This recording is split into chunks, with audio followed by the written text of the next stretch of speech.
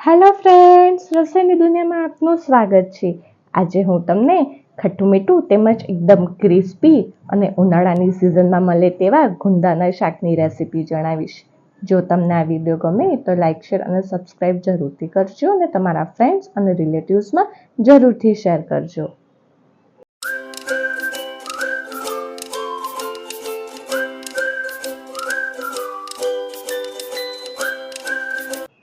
Friends, ગુંદાનું શાક બનાવવા માટે થઈને 250 ગ્રામ ગુંદા લઈશું। આને આપણે ધોઈને કોરા કરીને લીધા છે। ત્યારબાદ આપણે આને આવી રીતે તોડવાના રહેશે।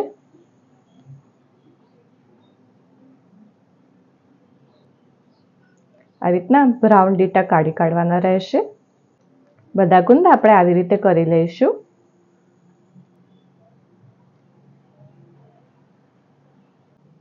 આપણે આ બધા ગુંદામાંથી લીટા કાઢી કાઢ્યા છે। મેં આ બધા ગુંદા છાપા પર મૂક્યા છે જેથી લીટા કાઢવામાં સરળતા રહે। હવે એક દસ્તો લઈશું। આ ગુંદાને આવી રીતે આપણે દસ્તાની મદદથી તોડીશું। ત્યારબાદ એક વાટકીમાં મીઠું લીધેલું છે, ચપ્પાને આ મીઠાવાળું કરી દઈશું। ત્યારબાદ આ બિયાને ચપ્પાની મદદથી કાઢીશું।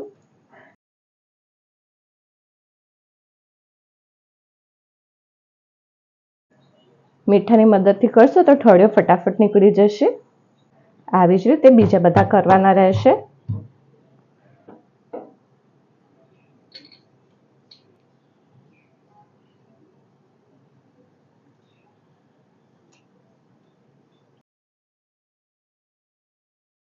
આપણે બધા ગુંદામાંથી ઠળિયા કાઢી કાઢ્યા છે। હવે આપણે તેનો મસાલો રેડી કરીશું। ગુંદાના શાકનો મસાલો બનાવવા માટે થઈને એક ડીશ લઈશું। તેમાં આપણે 1 કપ ચણાનો લોટ લઈશું।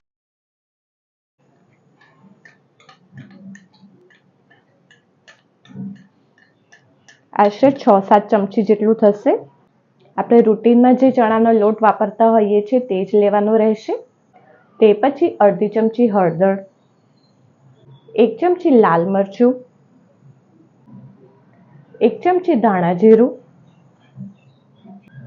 સ્વાદ અનુસાર મીઠું, અડધી ચમચી ગરમ મસાલો, તમે આમાં લીલા મરચાં ક્રશ કરેલા પણ નાખી શકો છો, 1 ચમચી તેલ,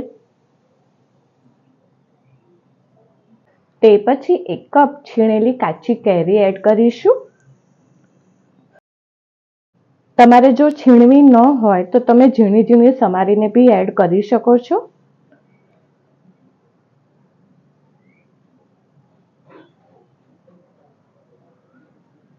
કાચી કેરી એડ કરી હોવાથી આ ખટાશને બેલેન્સ કરવા માટે થઈને આપણે અડધી ચમચી ખાંડ એડ કરીશું। આ બધાને મિક્સ કરીશું। હું હાથથી જ મિક્સ કરી દઉં છું એટલે મસાલો પ્રોપર મિક્સ થાય। તમે આ શાકમાં કાચી કેરીનો યુઝ કરશો તો આ શાકનો ટેસ્ટ એકદમ અલગ જ આવશે। 250 ગ્રામ ગુંદાની સામે 100 થી 150 ગ્રામ કાચી કેરી એડ કરવાની રહેશે। આપણો મસાલો મિક્સ થઈ ગયો છે। હવે આપણે આ જે ગુંદા છે તેમાં ભરવાનો રહેશે આ મસાલો। આવી રીતે ભરીશું અંદર।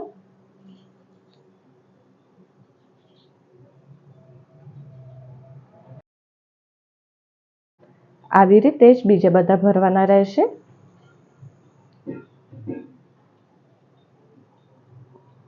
આપણે બધા ગુંદામાં મસાલો ભરી દીધો છે અને જે વધ્યો છે મસાલો તે આપણે મૂકી રાખીશું। આપણે છેલ્લે શાકમાં એડ કરી દઈશું। હવે આપણે ગુંદાનું શાક બનાવીએ। હવે આપણે એક કઢાઈ મૂકીશું। તેમાં 4 થી 5 ચમચી તેલ એડ કરીશું। ગુંદાનું શાક પાણીમાં નહીં બને એટલા માટે થઈને આપણે તેલ થોડુંક આગળ પડતું લઈશું। તેલ ગરમ થાય એટલે અડધી ચમચી રાઈ એડ કરીશું। રાઈ તતડે એટલે 1/4 ચમચી હિંગ। તે પછી ગેસ ધીમો કરીને આપણે જે મસાલા ભરેલા ગુંદા છે તે એડ કરીશું। તેને હલાવીશું।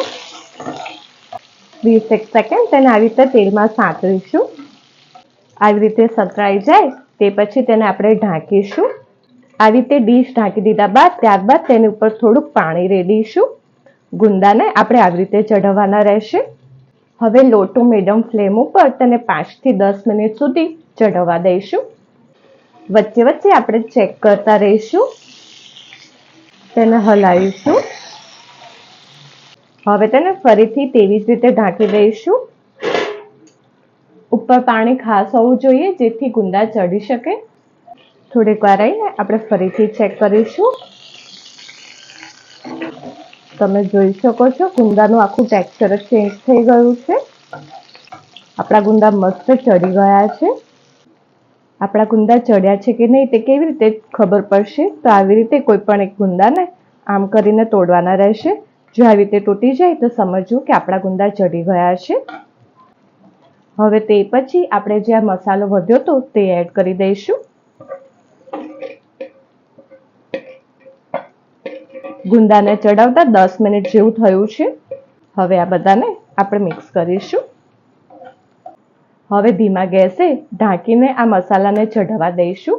આ વખતે પાણી ડીશની ઉપર નથી એડ કરવાનું, ખાલી ડીશ ઢાંકવાની રહેશે. 2-3 મિનિટ પછી તમે જોઈ શકો છો આપણું શાક મસ્ત રેડી થઈ ગયું છે. હવે આપણે આને હલાવીશું. ગેસ બંધ કરી દઈશું. હવે આની ઉપર થોડાક ધાણા એડ કરી દઈશું. તેને હલાવીશું ને હવે તેને સર્વિંગ બાઉલમાં સર્વ કરી દઈશું. ગુંદાનું શાક ખૂબ જ હેલ્ધી હોય છે. જે લોકોને કમરનો દુખાવો થતો હોય એ લોકો માટે થઈને આ શાક ખૂબ જ ફાયદાકારક છે. આપણું મસ્ત ખટ્ટું મીઠું એકદમ ક્રિસ્પી ગુંદા કેરીનું શાક રેડી છે.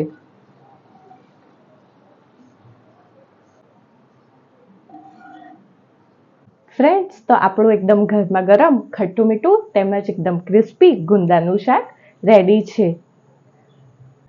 તમે આને રોટલી જોડે અથવા તો ભાખરી જોડે પણ સર્વ કરી શકો છો. આની જોડે રોટલી, રસ અને ગુંદાના શાકની મજા જ કંઈક અલગ હોય છે. જો તમને આ વિડીયો ગમે તો લાઇક, શેર અને સબસ્ક્રાઇબ જરૂરથી કરજો અને મારા વિડીયોના કમેન્ટ સેક્શનમાં જરૂરથી કમેન્ટ કરજો. જો તમને આ વિડીયો પસંદ આવ્યો હોય તો સબસ્ક્રાઇબની જોડે બેલ આઇકોન ઉપર ઓલ બટન દબાવજો જેથી મારા બધા નવા વિડીયો તમને મળતા રહે.